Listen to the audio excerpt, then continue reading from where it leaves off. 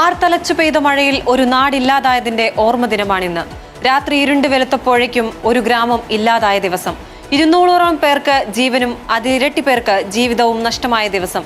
മുണ്ടക്കൈ ചുരൽമല ദുരന്തത്തിന് 2 ആണ്ട് തികയുമ്പോൾ അവിടേക്ക് എത്തിയതാണ് ടീം ബിഗ് ടിവി.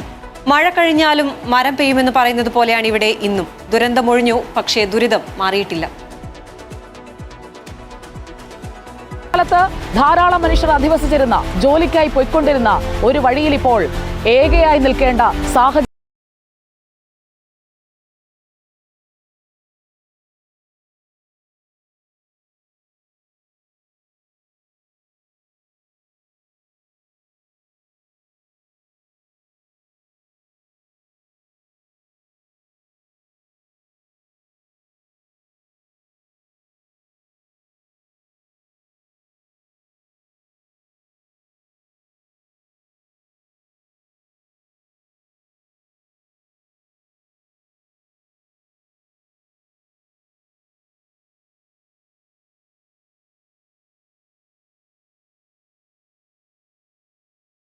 മുഴുവൻ പ്രാർത്ഥനയിൽ ഒന്നിച്ച നാളുകൾ.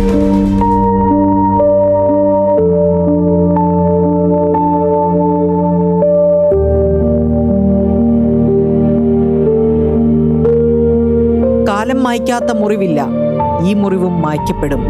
2 വർഷത്തിനിപ്പുറം ആ ദുരന്ത ഭൂമിയിലെത്തിയതാണ് ടീം ബിഗ് ടിവി. കൂടെയുണ്ട് എന്ന് ആവർത്തിച്ച് പറഞ്ഞ സംവിധാനങ്ങൾ വാക്കുപാലിച്ചോ എന്നുകൂടി പരിശോധിക്കുകയാണ്. ഓർക്കാൻ ഇഷ്ടമില്ലാത്തത് മറന്നുകളയണം. പക്ഷേ അതത്ര എളുപ്പമല്ല. വേരിറങ്ങിയ മണ്ണിൽ നിന്നവരെ പറിച്ചെടുത്ത് മാറ്റിയാലും അതങ്ങ് വിട്ടുപോവില്ല. 2 വർഷം മുൻപത്തെ ഈ ദിവസം ഇന്നലെ രാത്രിയിൽ എന്ന പോലെ മുന്നിലുണ്ട്. നമുക്കേ ഓർക്കാൻ വയ്യ, പിന്നെ അവർക്കെങ്ങനെ? ആ ദിവസം ഓരോ വയനാട്ടുകാർക്കും നെഞ്ചുലയ്ക്കുന്ന നോവാണ്. അന്ന് ഭയങ്കര മഴയായിരുന്നു. മഴ എന്ന് പറയുമ്പോൾ തലേ ദിവസം മുതലേ തന്നെ മഴയുണ്ട്. അപ്പോൾ ഇവിടെ അസാധാരണമായിട്ട് പുഴ ഒഴുകുന്നു എന്ന് ആളുകൾ രാവിലെ മുതലേ വിളിക്കുന്നുണ്ട്. ഞാൻ ആ സമയത്ത് ബാണാസുര സാഗർ അണക്കെട്ട് അത് ഓപ്പണിങ്ങുമായിട്ട് ബന്ധപ്പെട്ട് അവിടേക്ക് പോയതായിരുന്നു. അണക്കെട്ട് തുറന്നില്ല. സ്വാഭാവികമായും ഇങ്ങോട്ട് വന്നു. ഉച്ചയ്ക്ക് ശേഷമാണ് ഇവിടേക്ക് വരുന്നത്. ഇവിടേക്ക് കടന്നു വരുന്ന വഴി തന്നെ ഒരു മൂടിക്കെട്ടിയ അന്തരീക്ഷം, വലിയ മഴ ഇങ്ങനെ ഇടവിട്ട് ഇങ്ങനെ ശക്തമായ രീതിയിൽ മഴ ഇങ്ങനെ പെയ്തുകൊണ്ടിരിക്കുകയാണ്.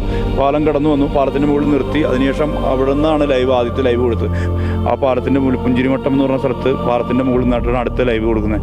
അന്ന് സംസാരിച്ച വിജയേട്ടനൊക്കെ നമ്മൾ ഇതിൻ്റെ ഭാഗമായിട്ട് സംസാരിക്കും. എന്തായാലും അങ്ങ് കുറേ പേര് ആശങ്ക പങ്കുവച്ചു. അന്ന് കണ്ട് പിരിഞ്ഞ ഇവിടേക്ക് തിരിച്ചെത്തി ഒരു ചായ കുടിച്ച് നേരെ കൽപ്പറ്റയിലേക്ക് മടങ്ങിയതാണ്. കൽപ്പറ്റയിലേക്ക് മടങ്ങി 11 മണിയോട്ട് ഉറങ്ങാൻ കിടക്കുന്നത്. ആ സമയത്താണ് രമേശ് വിളിക്കുന്നത്, വീണ്ടും ഇവിടെ ഉരുള് പൊട്ടിയിട്ടുണ്ടെന്ന് പറഞ്ഞിട്ട്. പിന്നെ നമ്മൾ തലേദിവസം കണ്ട മനുഷ്യരില്ല, ആളുകളില്ല, ആരുമില്ല. പ്രിയപ്പെട്ടവരുടെ ഓർമ്മയിൽ ഉള്ളുനഞ്ഞു വന്നവരോട് ഇനിയൊന്നും ചോദിക്കാനില്ല, പറയാനും. പക്ഷേ അന്നവിടെ കണ്ട കാഴ്ചകൾ പറയാതിരിക്കാനാവില്ല. അന്ന് പല മാധ്യമ സ്ഥാപനങ്ങളുടെ ഭാഗമായി അവിടെ എത്തിയവർ ആ ദുരന്ത ചിത്രം ഓർത്തെടുക്കുകയാണ്. ഞാൻ വരുന്ന സമയത്ത് കാണുന്നത് ഇപ്പോൾ ഇവിടുന്ന് ഒരു വടം വലിച്ചു കെട്ടി അവിടേക്ക് കെട്ടിയിട്ട് അതിലൂടെ ആളുകളെ കൊണ്ടുപോവുകയാണ്. ജീവനുള്ളവരും ജീവനില്ലാത്തവരും. നമ്മൾ ഏതാണ്ട് നിൽക്കുന്നത് തന്നെ നമ്മളുടെ മുട്ടിന് മുകളിലോട്ട് ചെളിയിൽ തന്നെയായിരുന്നു. അന്ന് വനംവകുപ്പ് ഉദ്യോഗസ്ഥരും ഫയർഫോഴ്സ് ഉദ്യോഗസ്ഥരും ഞാൻ വരുമ്പോൾ കാണുന്ന അവിടെ ഒരു താൽക്കാലിക പാലം, ഒരു മരം വീണ് കിടക്കുന്നുണ്ടായിരുന്നു. ആ മരത്തിലൂടെ ഒരു താൽക്കാലിക പാലം ഉണ്ടാക്കി ആളുകളെ കൊണ്ടുപോകാൻ ശ്രമിക്കുന്നതായിരുന്നു. ഇപ്പോഴും ഈ മഴ ചാറി തുടങ്ങുകയാണ്. അന്ന് നാം കണ്ടതാണ് വലിയ മഴ പെയ്തിറങ്ങുമ്പോഴാണ് ഒരു അപകടം ഉണ്ടായത്. അന്ന് ഈ ദുഃഖം ഘനീഭവിച്ച അവിടുത്തെ ആളുകളുടെ നൊമ്പരം, വേദന, കണ്ണീര്, വേർപാട്, അലമുറകളൊക്കെ നമുക്ക് മുമ്പിലുള്ളതാണ്. ഉള്ളുലയ്ക്കുന്ന കാഴ്ചകൾ എത്ര, പുറത്തു വരാതെ തൊണ്ടയിൽ കുരുങ്ങിയ വാക്കുകൾ എത്ര. കാലം എത്ര കഴിഞ്ഞാലും മഴക്കാലം എത്തുമ്പോൾ ഈ ദിനം ഓർക്കാതെ കടന്നു പോകാനാവില്ല. 21 കുട്ടികളാണ് രക്ഷിതാക്കൾ നഷ്ടപ്പെട്ടിട്ടുള്ളത്. അപ്പോൾ ഇവിടെ വരുമ്പോഴൊക്കെയും എനിക്ക് വ്യക്തിപരമായി എൻ്റെ കുടുംബത്തെയും എൻ്റെ കുഞ്ഞിനെയും ഒക്കെ ഓർമ്മ വരുന്ന നിലയ്ക്ക് നമ്മുടെ കുഞ്ഞുങ്ങൾ സനാഥരായിരിക്കുമ്പോൾ ആ കുഞ്ഞുങ്ങൾ ആരുമില്ലാതെ വളരേണ്ടി വരുന്ന ഒരു അവസ്ഥ, ആ വിഷമാണ് എനിക്ക് ഇപ്പോൾ ഇവിടെ വന്ന് നിൽക്കുമ്പോഴും വൈകാരികമായി പോവാം. നമ്മുടെ വില്ലേജ് റോഡ് എന്ന് പറയുന്ന ആ മേഖലയിലേക്കാണ്. അവിടെ അണ്ണയ്യൻ്റെ കൃഷിഭൂമി ഉൾപ്പെടെയുണ്ട്. അവിടെയാണ് ഏറ്റവും കൂടുതൽ മൃതദേഹങ്ങൾ വന്നടിയുന്നുണ്ടായിരുന്നത്. രാവിലെ ഞാൻ വന്ന് കയറുമ്പോൾ തന്നെ മൃതദേഹം എടുത്തു വരുന്ന ആളുകളെയാണ്, രക്ഷാപ്രവർത്തകരെയൊക്കെയാണ് നമ്മൾ കണ്ടത്. അതിനുശേഷം ഇപ്പോൾ 2 വർഷക്കാലം കഴിഞ്ഞല്ലേ, ഈ 2 വർഷക്കാലം കഴിഞ്ഞപ്പോൾ അപ്പോൾ കുറച്ച് മനുഷ്യർക്ക് അവർക്ക് താൽക്കാലികമായിട്ടെങ്കിലും കയറി നിൽക്കാനുള്ള ഒരു കൂര അതിപ്പോൾ തയ്യാറായിട്ടുണ്ടെന്നുള്ളൊരു വസ്തുതയാണ്. അതിനപ്പുറത്ത് ഇവരുടെ പൊതുവായിട്ട് അവരുടെ ജീവിതം മുന്നോട്ട് കൊണ്ടുപോയിരുന്ന കാർഷിക വൃത്തി ഭംഗിയായി ചെയ്യാനോ അല്ലെങ്കിൽ അവർക്ക് ഏതെങ്കിലും തരത്തിൽ വരുമാന മാർഗം കണ്ടെത്താനോ ഒന്നുമുള്ള ഒരു ഇടപെടലും ഉണ്ടായിട്ടില്ല എന്നുള്ളതാണ് ഒരു വസ്തുത. രണ്ടാമത്തെ കാര്യം, നമ്മളിപ്പോൾ നിൽക്കുന്ന ഈ സ്ഥലത്ത് പോലും കടകളുണ്ടായിരുന്നു, ഇതടക്കം പോയിട്ടുണ്ട്.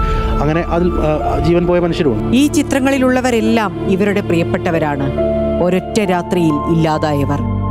അന്ത്യാഞ്ജലി അർപ്പിക്കാൻ എത്തിയതാണിവിടെ. രാവിലെ ഒരു 6 മണിക്ക് അവിടെ എത്തുമ്പോൾ ഒരു ചെറിയൊരു 3 മാസം പ്രായമായ കുഞ്ഞിനെങ്ങനെ എടുത്തുകൊണ്ട് പോകും. അപ്പം ഞാൻ ബാവയ്ക്ക് എന്താ പറ്റിയെന്ന് ചോദിച്ചു അയാളോട്. മരിച്ചു പോയി. എന്താ വേറൊന്നും പറയാൻ പറ്റിയില്ല. ഇപ്പം ഞാൻ അങ്ങോട്ട് പോകുമ്പോൾ നൈസമോൾ എന്നോട് കുറച്ച് പൂവ് തരുമോ ഞാൻ ചോദിച്ചു. എന്തിനാ? ഇവിടെ ഉള്ളവരൊക്കെ എൻ്റെ കുടുംബക്കാരാണേ, അവരെ വേണ്ടിയിട്ടാണ്.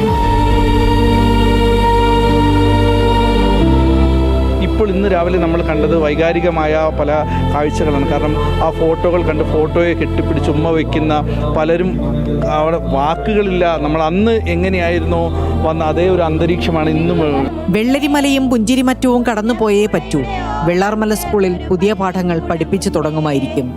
വെള്ളരിമലയുടെ താഴ്വാരത്തൊരു വിദ്യാലയമുണ്ടേ, പുന്നപ്പുഴയുടെ ഓരം ചേർന്നൊരു പള്ളിക്കുടമുണ്ടേ, കോടമഞ്ഞിൽ അണിഞ്ഞൊരുങ്ങി നിറഞ്ഞു നിൽക്കുമ്പോൾ നാടിനുയരാൻ പകരാൻ പകർന്നു നൽകാനായി. ഈ 2 വർഷത്തിനിടെ അവർ അതിജീവനത്തിന്റെ പാഠം പലതും പഠിച്ചു. പുതിയയിടത്തേക്ക് ചിലരെങ്കിലും മാറി. ഇനിയും പെരുമഴയത്ത് നിൽക്കുന്നവർ നിരവധിയാണ്.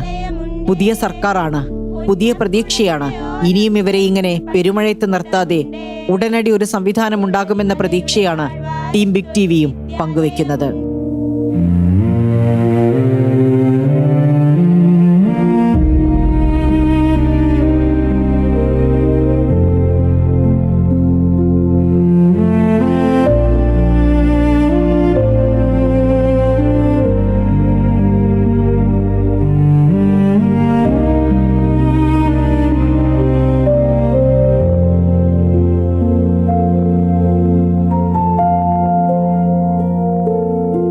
വെള്ളാർമലയും ചൂരൽമലയും പുഞ്ചിരിമറ്റവും കടന്ന് പുന്നപ്പുഴ ഒഴുകുമ്പോൾ ഇനിയെങ്കിലും ഇവരുടെ കണ്ണ് നിറയില്ലെന്ന വാക്കു നൽകാൻ കഴിയുമോ?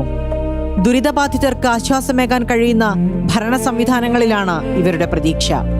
സകലതും നഷ്ടപ്പെട്ടവരാണ്. അവരെ ഇനിയും നമ്മളായി പരീക്ഷിക്കരുത്. ഇനി ഒരു മഴക്കാലം എത്തും മുൻപേ ഇവരുടെ കണ്ണുനീരിന് പരിഹാരമാകുമെന്ന പ്രതീക്ഷയിലാണ് ടീം ബിഗ് ടിവിയുടെ മടക്കം. News desk, big TV.